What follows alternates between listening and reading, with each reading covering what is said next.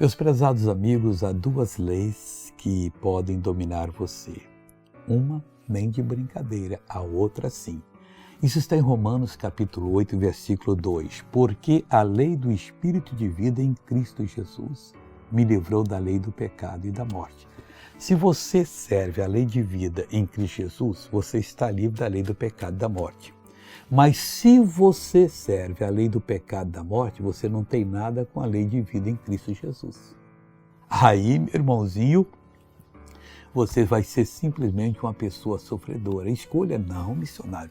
Eu vou me submeter a Deus, esse é o caminho, a palavra de Deus, para que a lei do Espírito de vida, que é a lei de Deus, em Cristo Jesus, o livre da lei do pecado e da morte. Aí você vai ser uma pessoa completamente diferente, uma pessoa abençoada, que é o que Deus quer que você seja. Mas nunca deixe a lei do pecado e da morte dominá-lo, porque você está excluído da lei do Espírito de vida em Cristo Jesus.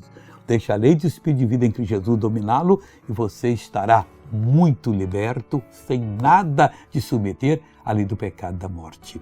Veja essa pessoa abençoada, eu já volto. Uma dor muito forte no ombro e na mão, assim, no pulso. Quanto tempo está isso aí? Mas acho que uns 6 meses mais. 6 meses. E agora? Agora, graças a Deus, Está livre? Está livre. Glória a Deus. Vamos orar agora. Pai, em nome de Jesus, eu clamo, eu oro, eu peço, eu suplico. Eu abençoo essa pessoa que está orando comigo e eu digo mal, saia desta vida, vá embora, em nome de Jesus Cristo. E você diz, obrigado, Pai. Bom dia.